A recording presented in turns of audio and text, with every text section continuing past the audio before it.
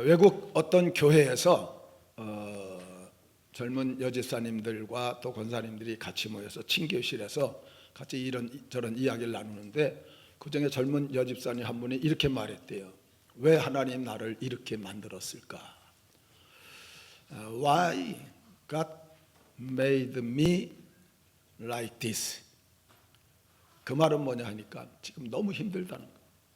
괴롭고 고통스럽고 길이 안 보이고 막막하고 답답하고 왜 하나님 날 이렇게 만들었냐.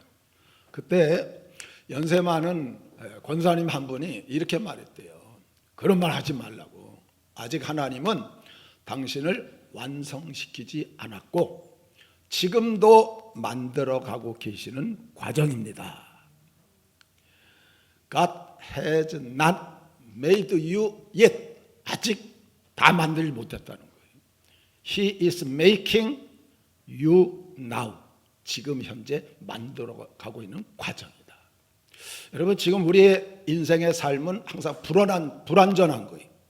미완성품이 아직 완성이 안 됐기 때문에 이런저런 어려운 일들이 우리에게 찾아옵니다.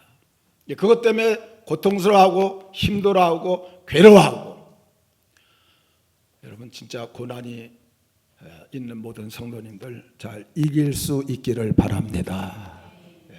그것이 오늘 본문에 욥이 보여주고 있는 그런 모습이, 따라하세요. 고난에는 반드시 하나님의 뜻이 있다. 믿습니까? 고난에는 반드시 하나님 뜻이 있어요. 이 말이 얼마나 중요하냐? 그 하나님 뜻만 해결되면 고난은 물러가는 거예요. 그러니까 고난엔 하나님 뜻이 있다. 이 말은 해결될 때도 있다. 이런 말이에요. 그래서 여러분, 고난은 동굴이 아니에요. 동굴은 들어가다가 딱 막혀. 죽을 수밖에 없어요. 고난은 터널이. 들어갈 때는 어둡지만 한참 가다 보면 밝은 앞길이 확 펼쳐지는. 여러분들의 고난이 이 터널을 통과하듯이 잘 해결될 수 있기를 바랍니다. 이 고난은 히브리어로 아말이라고 그래요. 고난, 일, 피곤인데 지칠 대로 지치는. 그리고 헬라어는 파스코라고 하는데 불행, 괴로운 경험의 고통.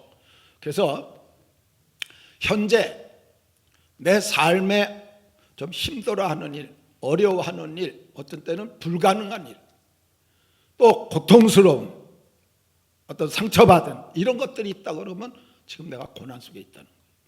근데 우리가 고난 속에서 꼭 하나 먼저 기억해야 될 것은, 여러분 아무리 환경이 어려워도 나의 정체성은 안 바뀐다는 거예요. 여러분들은 하나님께서 만드신 세계에서 하나밖에 없는 유일한 걸작품이에요. 자, 옆 사람한테 한번 얘기해주세요. 당신은 하나님의 걸작품입니다. 자, 그러고 다시 한번 보세요. 그 사람 어때요? 괜찮지 않아요? 걸작품. 그건 안 변해요, 여러분. 아무리 환경이 어려워지고 힘들어도 안 변해. 제가 실례를 하나 쉽게 들어줄게요. 이게 뭘까요? 이거 무료로 주면 받으시겠죠? 안 받으실 분 손 들어보세요. 네, 안 받으시면 하나도 없어요. 자, 꾸겼어. 그래도 받으실 거예요? 자, 돈에는 장수가 없어. 그래도 받을 거예요? 자, 바라놓고. 자, 그래도 받을 거예요? 찢어도. 우리 인생에 그래요. 여러분들이 짓밟히고 상처받고 구겨지고 힘들고 어렵고 괴롭고 그래도 5만 원이 4만 원 되는 법은 없어요. 2만 원 되는 법도 없고, 아무리 구겨지고 지지밟고 침을 뱉고 어디다 집어넣어도 5만 원, 5만 원. 여러분들 하나님의 걸작품이심을 믿으시기 바랍니다. 이건 변함이 없다는 거예요. 하나님이 최고로 잘 만든 걸작품인데 하나님이 그냥 놔두시겠어요? 고난엔 하나님 뜻이 있는 거예요. 하나님께서 반드시 해결해 주실 줄 믿으시기 바랍니다. 그런데 오늘 본문에는 욥이 그런 고난을 받았어요. 근데 욥은 나중에 해결을 했다는 거예요. 아마 여러분들 고난보다 훨씬 크겠지요. 욥의 고난이. 그래도 해결받았잖아요. 욥의 고난에 비하면 여러분들 고난은 좀 껌 씹는 정도 아니? 홀메드라는 워싱턴대 정신과 교수가 고난을, 그러니까 고통을 수치로 계산을 했어요. 그래서 제일 많은 게 배우자 사망이래. 이게 100. 뭐 자녀들 사망도 아마 맘먹거나 더 할 수도 있죠. 왜냐하니까 배우자 사망보다도 자녀가 죽었을 땐 자녀는 가슴에 묻잖아요. 근데 어쨌든 이게 제일 크고, 이혼할 때 73, 부모님 사망할 때 63, 임신할 때 40, 이사 갈 때 30. 그런데 이 스트레스를 하나만 받는 게 아니잖아요. 여러 가지가 이렇게 올 수 있단 말이에요. 그러니까 다 합쳐갖고 300 이상 되게 되면 그때부터 병 걸린다는 거예요. 그래서 위궤양, 고혈압, 각종 정신적인 질병들에 걸릴 수밖에 없다. 그러니까 오늘 본문에 나온 욥은 얼마나 될까? 여러분, 자녀 10명이 한꺼번에 죽었어요. 한 명당 100만 잡아도 1000이 넘어.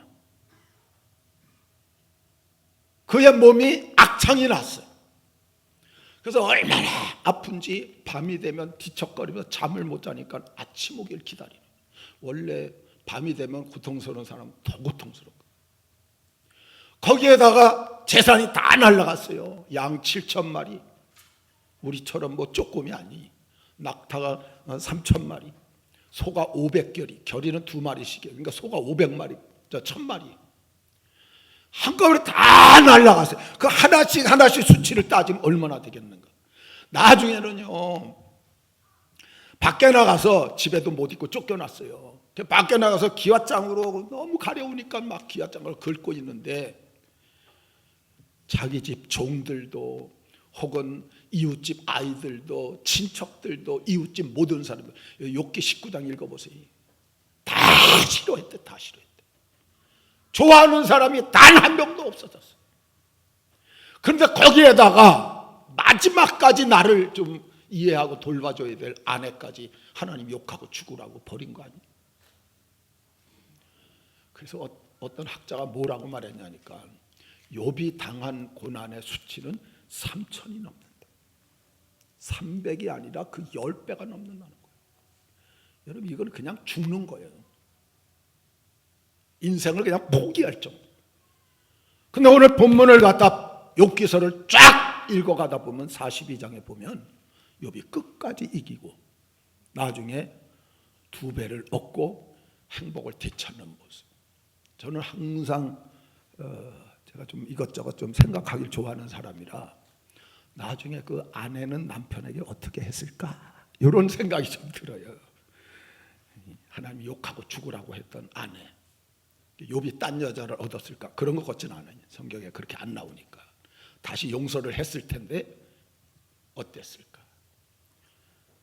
요셉을 유혹했던 보디발이 요셉이 애굽 총리 됐을 때 어땠을까? 이런 생각을 조금씩 해보는. 근데 중요한 것은 고난을 이겼던. 자, 옆 사람한테 고난을 잘 이기시기 바랍니다. 네, 한 번 더. 당신도 할 수 있습니다. 한 번 더. 하나님이 도와주실 것입니다. 욥이 승리해서 행복을 다시 회복한 것처럼 여러분들의 고난도 이제 떠나고 하나님 뜻이 이루어지고 그리고 모든 문제가 해결될 수 있기를 주의 이름으로 축원합니다. 그러면 어떻게 해야 이런 고난을 이겨갈 수 있느냐? 따라합시다. 중단 없이 기도하자. 아까 제가 올라가서 바꿔놨는데 아직 안 바뀌었네. 다른 걸 바꿔놨나 봐요. 예, 우리 8절 9절 한번 읽어보면 좋겠어요. 예, 이거 제가 만들다 보니까 두 번째 게 앞에 들어가서 아까 방송실 가서 바꿔놓고 왔는데 그 컴퓨터가 여러 개가 돼갖고 다른 걸 제가 바꿔놓고 온 것 같아요. 자, 23장 8절 9절 제가 읽어드립니다. 그런데 내가 앞으로 가도 그가 아니 계시고 뒤로 가도 보이지 아니하며 그가 왼쪽에서 일하시나 내가 만날 수 없고 그가 오른쪽에서 돌이키시나 배울 수 없구나. 이 말은 뭐냐 하니까 앞으로 가도 안 계시고 뒤로 가도 안 보이고 왼쪽에서 일하는데 만날 수 없고 오른쪽으로 돌이키는데 배울 수 없고, 이 말은 뭐니까 욥이 찾았다는 거예요. 앞으로 뒤로 옆으로 좌우로 그냥 열심히 하나님을 찾는데 만날 수 없고 볼 수도 없고 괴로운 심정을 지금 말하지만 욥은 그 고난 가운데서 계속 하나님을 찾고 부르짖었다는 거예요. 기도했다는 거예요. 끊임없이. 야고보 5장 13절 우리 같이 한번 읽어봅니다. 너희 중에 고난당하는 자가 있느냐? 저는 기도할 것이. 즐거워하는 자가 있느냐? 저는 찬송할지니라. 아멘. 여러분들 즐거울 때는 저절로 찬송이 나오잖아요. 누가 시키지 않아도. 기분적 로또가 당첨됐다. 아유, 왜 나 같은 것을 로또가 이럴 사람이 있어요? 사업이 대박이 터졌다. 그냥 흥얼거려져요. 저절로 그냥 찬송이 나요. 하나님 감사하다고. 근데 고난이 오면 왜 저절로 기도가 안 나오는가? 인간적인 방법 다 써보고 고민하고 괴로워하고 힘들어하고 계획을 짜보고 안 된다! 안 되니까 그때서 하나님 도와주세요. 여러분 즐거울 때 저절로 찬송 나오듯이 고난이 올 때도 저절로 기도가 나올 수 있기를 바랍니다. 이거는 성도의 기본적인 삶이라는 거예요. 고난당한 자가 있느냐? 저는 기도할 것이요. 그 기도하는 때라는 거예요. 즐거워하는 자가 있느냐? 저는 찬송할지니라. 여러분 즐거울 때 찬송하든 고난이 올 때 그냥 엎드려서 기도하라. 기도하면 하나님께서 들으시는 줄 믿습니다. 빌리게란 목사님은 그 친구가 산에를 한번 갔대요. 미국 산은 뭐 저도 이제 로키산맥 가봐서 알지만 엄청 뭐 골짜기가 깊습니다. 한번 들어갔다 길을 잃었대요. 길을 잃으면 잘못하면 죽어요. 헤매다가. 왜냐하니까 뭐 찾아 나온 것 힘들지만 거기는 곰들도 있고 뭐 이래갖고 잘못하면 죽습니다. 헤매다가 어느 오두막집을 만나갖고 갔더니 할아버지가 계시더래요. 그래서 그 할아버지가 길을 가르쳐주는 바람에 무사히 빠져나올 수 있었는데 할아버지가 가기 전에 이 한마디를 해주세요. 젊은이, 앞으로 미국의 이 산이라는 곳은 골짜기가 너무 깊고 맹수들도 많아갖고 길을 잃었을 때는 밑으로 내려가면 안 됩니다. 먼저 위로 올라가서 산 꼭대기에 서갖고 어디 마을이 있는지 보고 방향부터 잡고 그 다음에 내려가야 살 수 있습니다. 사랑하는 성도 여러분, 우리의 기도가 그렇습니다. 오늘 우리가 어려울 때 왜 세상적 방법으로 사람들 의지해서 이거 다 내려가는 방법이, 기도라는 것은 위로 하나님 앞에 올라가는 길인 줄 믿습니다. 올라가면 넓게 보입니다. 올라가면 우리가 갈 방향을 찾을 수 있습니다. 기도의 산에 올라갈 수 있기를 바랍니다. 그것을 깨달을 수 있게 되어졌다는 거예요. 오스월드 샌더스 목사님은 사모님이 중병에 걸려가지고 너무 이제 괴로워하니까 정말 지극정성으로 돌봤대요. 며칠 동안 밤잠을 안 자가면서 그렇게 정성스럽게 간호하고 뭐 죽을 끓여다 주고 뭐 주물러 주고 뭐 별의별 다 했는데 그렇게 간호를 받던 사모님이 오늘 아침에 그러더래요. 여보, 왜 그러냐고. 나 좀 혼자 내버려 두면 안 되겠어요? 아니 왜? 당신이 지금 방해가 돼. 실망이 확 되는 거예요. 그렇게 지극정성으로 그냥 해줬는데 방해가 된다니. 왜 방해가 된다 그랬더니 이렇게 말하더는 거예요. 나 주님과 함께 있고 싶어요. 내 이 중병을 통해서 하나님을 좀 만나고 싶어요. 근데 당신이 너무 이렇게 해주니까 그 시간을 못 가지. 그래서 알았다고. 그래서 밥만 좀 밥 시간만 갖다 주고 그냥 따로 가서 따로 방에서 기도하는데 마음에 그런 생각이 들더래요. 내 아내가 나보다 신앙이 더 좋구나. 내 아내가 참 위대하구나. 그런 마음의 감동을 받았다.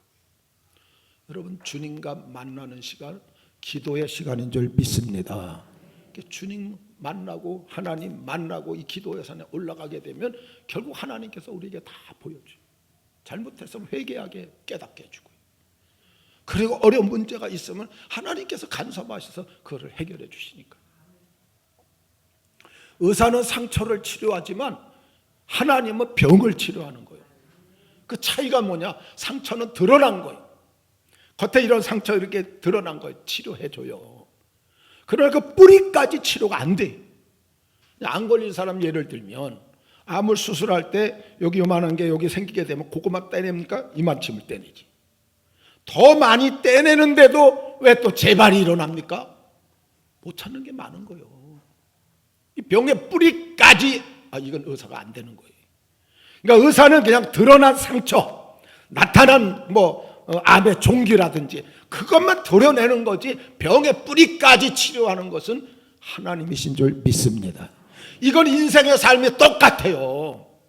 세상 사람들이 우리에게 해줄 것은 다 어느 정도까지밖에 안 된다는 거예요. 그 이상을 못해요. 완전하게 해결해 주실 분은 하나님이신 줄 믿습니다. 하나님께 우리가 기도하고 나갈 때 하나님의 이런 역사가 이루어지는 거예요. 자, 옆 사람 기도의 산에 올라갑시다. 여러분, 하나님은 고통과 역경 속에 방황하는 자의 기도를 절대 외면하지 않아요. 그러니까 기도의 산에 올라가면 하나님이 다 보일 수 있게 해주신다. 어떻게 우리가 기도할 때 하나님 해결해 주시냐? 따라하시라. 하나님은 우리의 기도를 들으신다. 즐겨하신다. 여러분, 하나님은 우리가 기도하는 걸 너무 좋아하셔요. 그리고 아주 즐겨, 그리고 잘 들으시는 분이에요. 우리는 그냥 혼자 독백하는 것 같지만 아니요, 하나님이 다 들으시고, 다 들으시고 필요하면 하나님께서 때가 되면 응답해 주시고, 또 하나는 감찰해 주시는 거예요. 감찰이란 말은 살피신다는 거예요. 그러니까 내 사정 형편을 낱낱이 자세하게 하나씩 하나씩 살피시는데 왜 그러느냐? 해결해 주고 싶어서. 하나님이 우리 인생의 문제를 해결해 주고 싶어 하는 것은 내가 하나님 앞에 내 문제 좀 해결해 주세요, 이 간절한 마음보다 더 커요. 그래서 여러분, 기도는 신적 제공이라 그래요. 하나님, 내가 기도할 때니까 꼭 들어주셔야 돼요, 약속해요, 이러고 기도가 시작된 게 아니에요. 하나님께서 너는 내게 부르짖어라, 내가 네가 응답하겠고 내가 알지 못하는 그거 은밀한 일을 내게 보이리라. 환난이 오느냐, 환난 날에 나를 부르라, 내가 너를 건지리니 네가 나를 영화롭게 하리로다. 예수님께서도 구하라 주실 것이. 무슨 말이에요? 여러분, 하나님이 인생 문제, 죄의 문제로 지옥 갈 영혼들을 구원하려고 하나님 예수님 좀 보내주세요. 그래서 예수님 온 게 아니에요. 하나님이 사랑하셔서 그냥 예수님 보내주셨고, 우리한테도 하나님이 더 죄의 문제, 지옥 갈 문제 해결하고 예수님 보내주셨잖아요. 마찬가지로 우리 생활의 문제도 해결해 주시려고 기도하라고 하나님이 먼저 요청한 거예요. 이걸 신적 요청이라고 그래요. 그러니까 내가 내 문제 해결되는 것보다 하나님이 더 안타까워한대. 어떻게든 빨리 해결되기를. 여러분들이 자녀 키워보면 알아요. 자녀가 힘들어하고 어려우면 부모 심정이 더 가슴 아픈 거예요. 오늘 하나님이 그런 마음으로 들으시고 감찰하시니까 여러분, 기도산에 올라갈 수 있기를 바랍니다. 하나님이 여러분들의 형편과 처지를 모른다고 생각하십니까? 어떤 사람은 그렇게 얘기해요. 누구도 누구도 왜 하나님 나만 왜 응답 안 했지? 나도 하나님이 지금 듣고 계시고 감찰하고 계시는 줄 믿습니다. 나도 그래요. 나도 똑같은 거예요. 하나님 사랑의 눈으로 너를 어느 때나 바라보시고 하나님 인자한 귀로서 언제나 너에게 기울이시니 어둠에 밝은 빛을 비춰주시고 너의 작은 신음에도 응답하시니 너는 어느 곳에 있든지 주를 향하고 주만 바라볼지라. 제가 영국에 있을 때 안식년 봐서 1년 가 있는데 이 찬양 부르면서 많이 울었어요. 하나님 사랑의 눈으로 바라보고 계시고 감찰하는 거예요. 인자한 귀로 기울이시고 들으시는 거예요. 어두움의 밝은 빛을 비춰주시는데 제가 제일 많이 울었던 게 너의 작은 신음에도 응답하시니 남이 모르는 상처 때문에 남이 모르는 아픔 때문에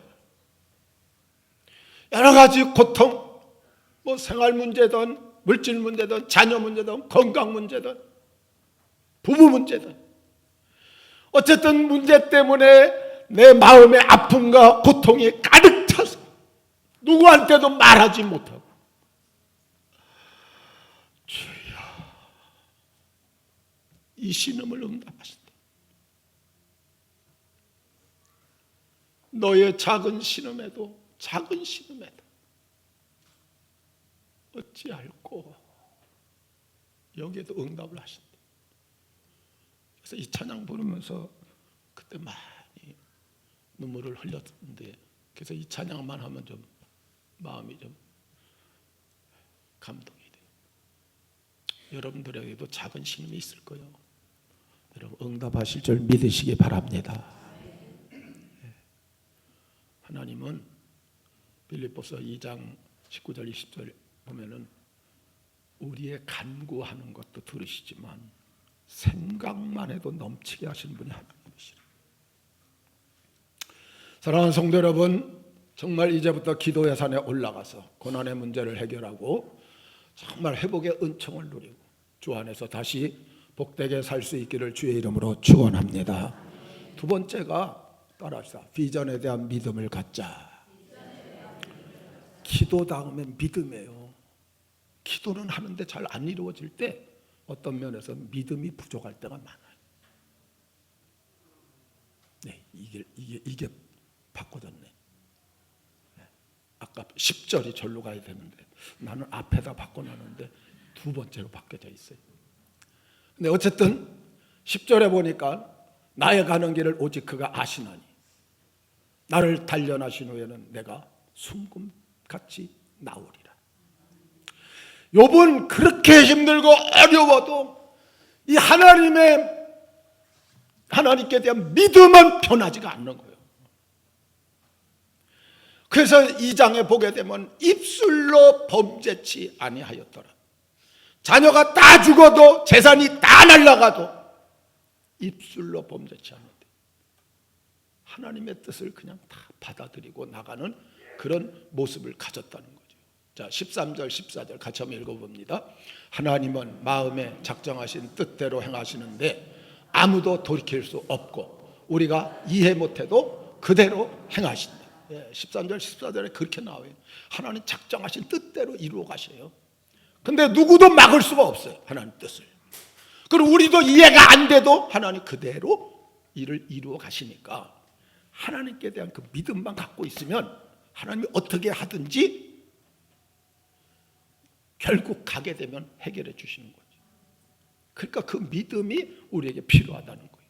여러분 하나님 뜻을 이 비전을 믿고 의지하며 사는 것, 이 고난을 이기는 비결이라고 그렇게 말할 수 있어요. 유대인 정신의학자 빅터 프랭클이라는 사람, 이분은 2차 세계대전 때 잡혀가지고 포로 수용소에 있었던 사람. 제가 아우슈비츠도 가봤어요. 포로 수용소 얼마나 비참해요. 거기에 사진들 보게 되면요, 그냥 가스실에 집어넣을 때 다 벗겨요. 죄송합니다. 벤치 갖고 금지발 다 빼. 그러니까 몸에 뭐 있는 거 있으면 다 하고, 그리고 나서 거기다 놓고 가스실에서 죽이고, 살아 있는데도 영양실조로 죽은 사람이 부지기수로, 그냥 사진 보니까 그냥 뼈만 남은 사람들이 그냥 늘어져 있어요.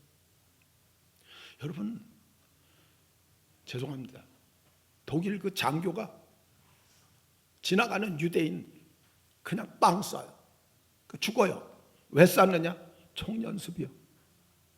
사람 죽이는 게 총연습하려고. 기가 막힐 정도. 그래서 그 벽에, 유대인들이 거처했던 벽에 어떤 사람이 이렇게 썼어요. 진짜 하나님이 살아계시다면 우리를 이렇게 하실 수 있느냐. 그렇잖아요. 유대인이 하나님을 섬기는 사람들인데 진짜 하나님이 살아계시다면 우리를 이렇게 비참하게, 이렇게 비극적으로 할 수 있느냐. 이런 글도 나왔고요. 근데 어떤 벽에는 이렇게 써 있어요.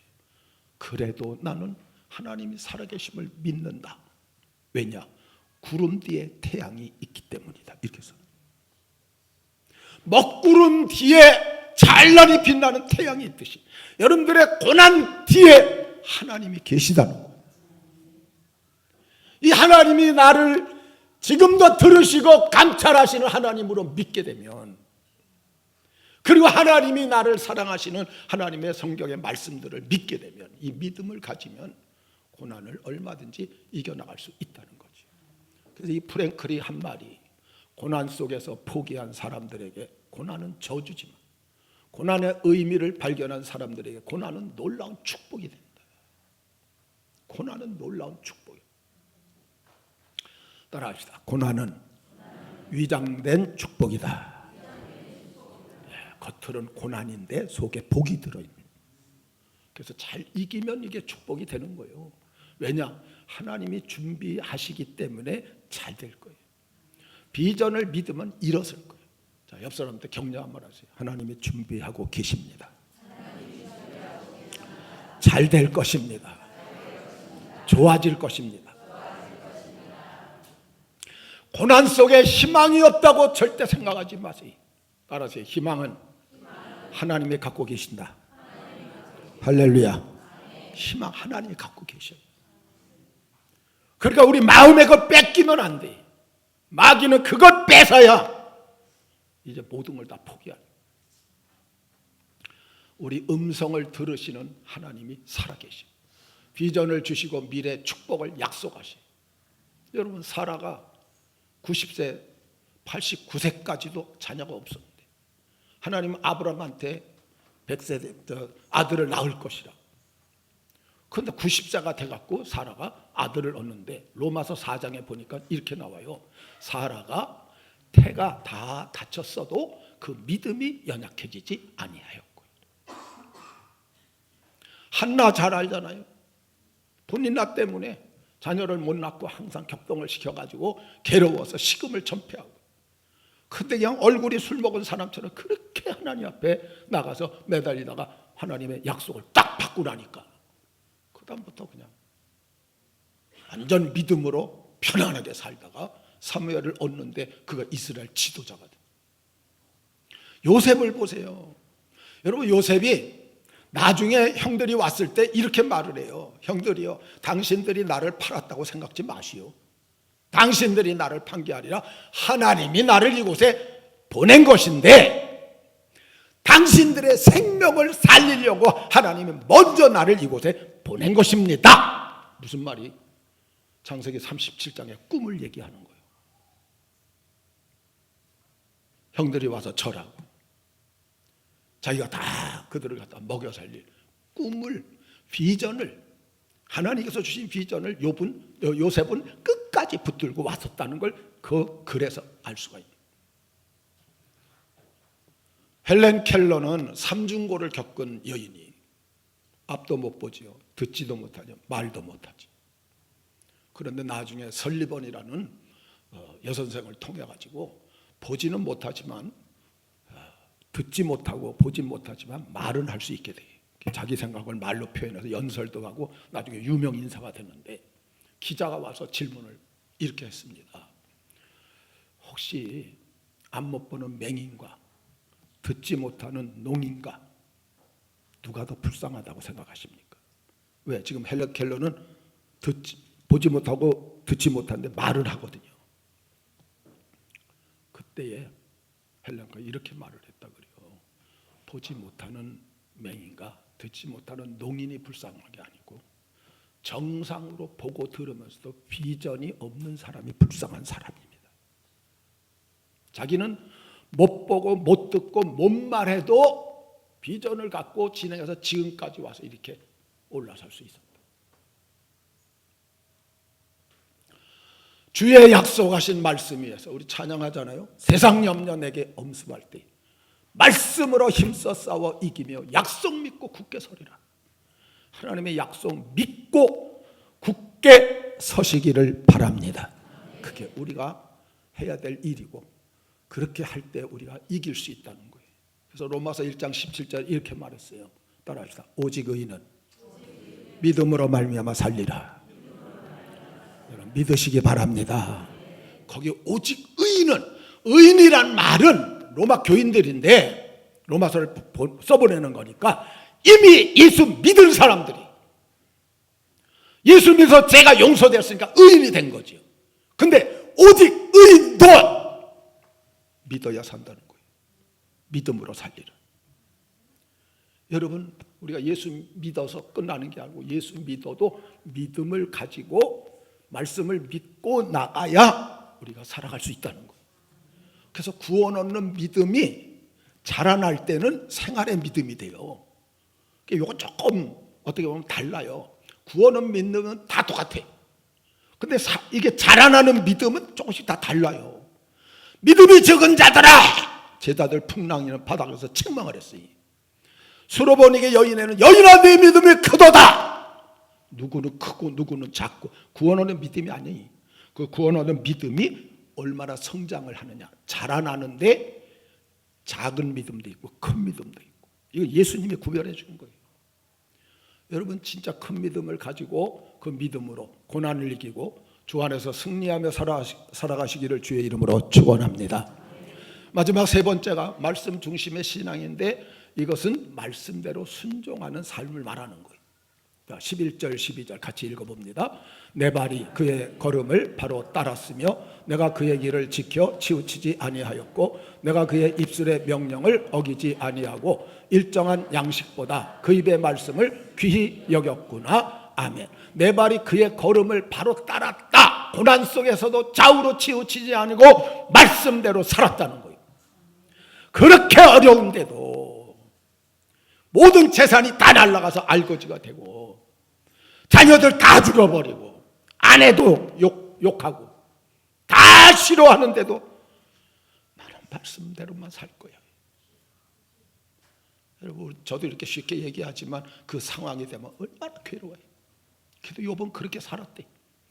내가 이 말씀을 일정한 양식보다 그 입의 말씀을 귀히 여겼대. 세상 모든 것보다 말씀을 귀히 여기고 순종했다는 거죠.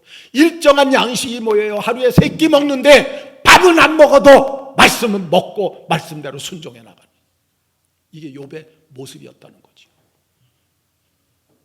밥은 굶어도 말씀을 읽고 순종하며 사는 모습인데 혹시 여기 반대자 없어요? 말씀은 굶어도 밥은 철저히 찾아 먹고. 저 동네는 좀 있어요. 어떤 분은 그러더라고요. 우리 집에 가훈이 노 바이블, 노 블랙 퍼스트래. 성경을 애들이 하루에 한 절을 외우지 않으면 아침밥을 안 준대. 저는 그렇게까지 못해서. 여러분 정말 말씀 그대로 순종할 수 있기를 바랍니다. 그게 고난을 이기는 법이에요. 여호수아 1장 7절 8절 오직 너는 마음을 강하게 하고 극히 담대히 하여 나의 종 모세가 내게 명한 율법을 다 지켜 행하고 좌로나 우로나 치우치지 말라. 따라합시다. 그리하면 어디로 가든지 형통하리니. 이 율법책을 내 입에서 떠나지 말게 하며 주야로 그것을 묵상하여 그 가운데 기록한 대로 다 지켜 행하라. 따라합시다. 그리하면 내 길이 평탄하게 될 것이라. 내가 형통하리라. 할렐루야. 말씀 그대로 믿으시기를 바랍니다. 여호수아가 모세가 죽고 방황을 해요. 힘들어해요. 그때 하나님 주신 말씀이에요. 여호수아 1장에. 요단강을 건너서 가나안을 정복해야 되는데 지도자 모세가 죽었어요. 여호수아가 대를 이었지만 불안해. 무서워. 그때 내 말대로만 해. 형통할 거야. 평탄할 거야. 잘 될 거야. 여러분들에게도 지금 주시는 말씀으로 받으시기 바랍니다. 지금 어렵습니까? 하나님 말씀대로 하십시오. 형통할 것입니다. 평탄할 것입니다. 잘 될 것입니다. 성경은 여호수아에게만 준 게 아니죠. 오늘날 읽는 여기에는 우리들에게 주신 말씀. 시편 119편 165절, 이건 제가 제일 좋아하는 구절 중에 하나예요. 제가 성경 세 절을 제일 좋아하거든요. 마태복음 6장 33절, 갈라디아서 6장 7절, 그리고 시편 119편 165절. 같이 한번 읽어봅니다. 주의 법을 사랑하는 자에게는 큰 평안이 있으니 저희에게 장애물이 없으리이다. 아멘. 얼마나 말씀이 꿀 같아요. 주의 법을 사랑하는 자에게는 큰 평안이 있다.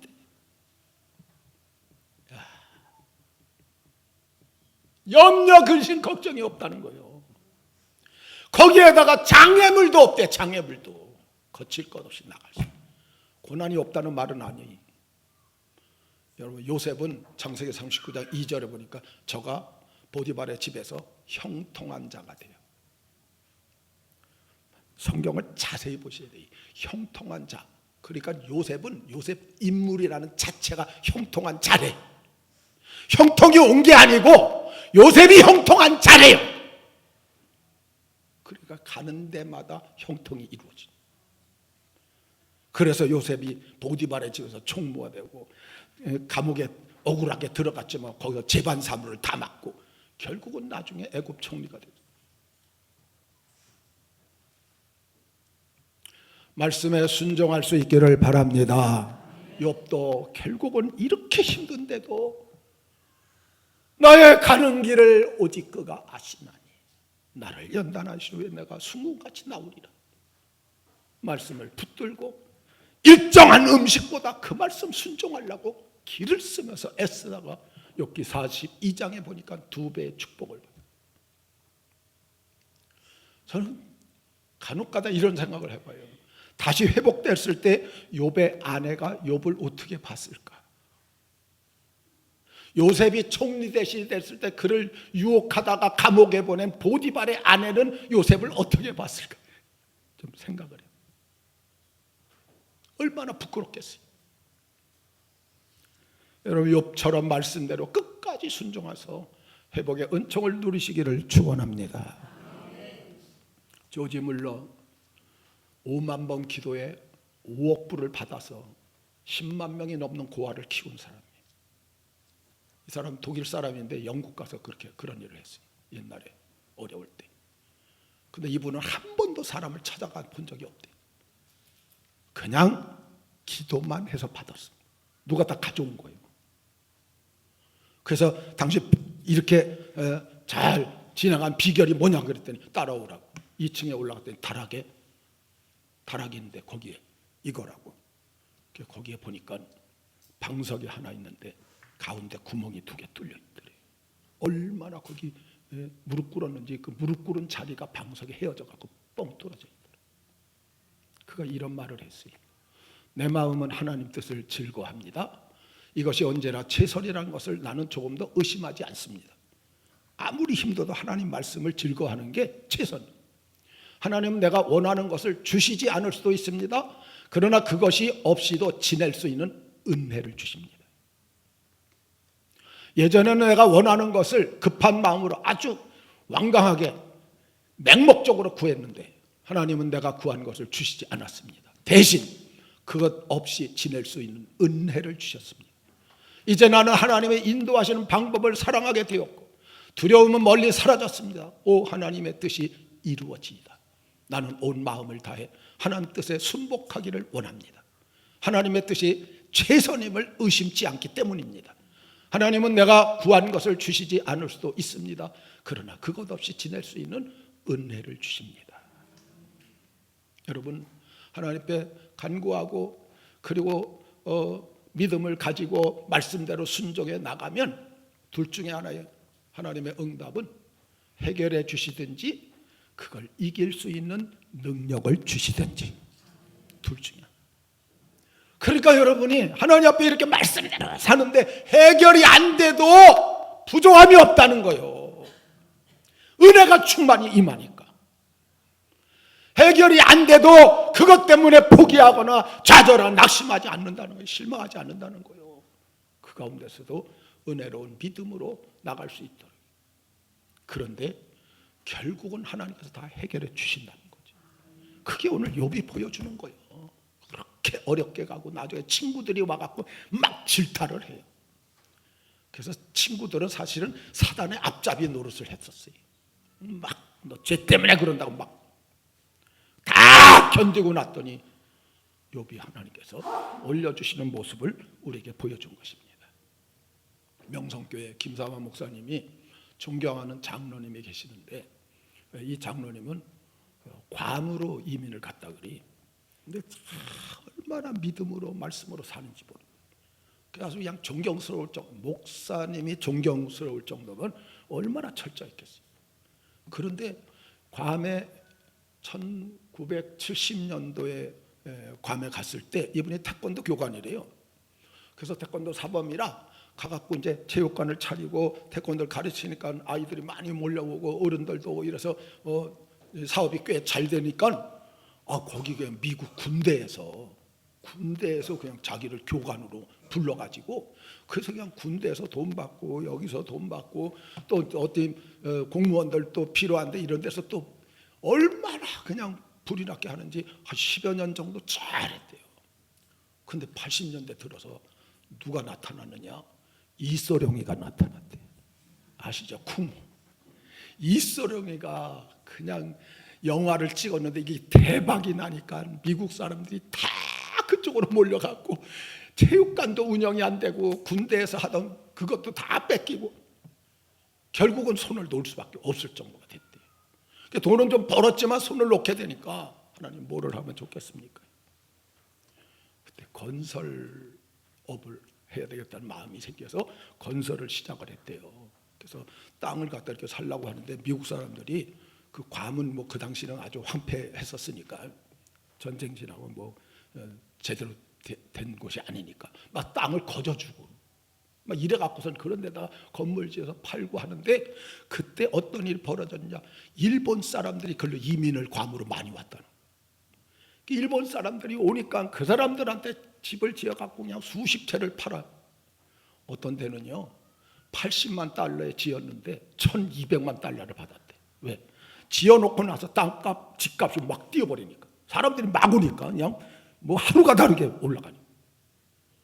그래가지고 막 호텔들 지어갖고 엄청나게 이제 돈을 벌어서 1990년도가 됐는데 딸이 셋인데 이제 학교를 갖다 이렇게 본토에 가서 해야 될 그런 입장이라 샌프란시스코로 이게 다 정리하고 다 팔아버리고 갔대요.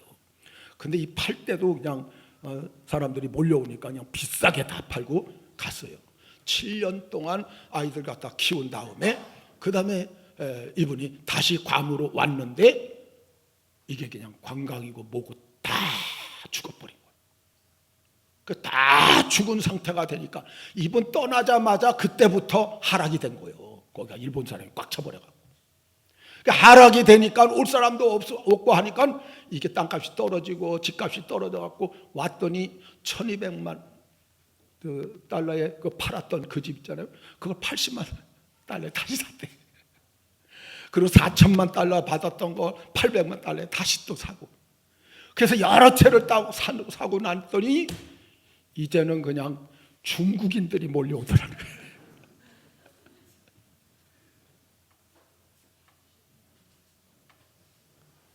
형통한 자가 뭔지를 알겠어요. 여러분, 우리 인생에도 손댄 일마다 하나님이 이렇게 역사해 주면 엄청난 기적이 벌어질 수밖에 없지.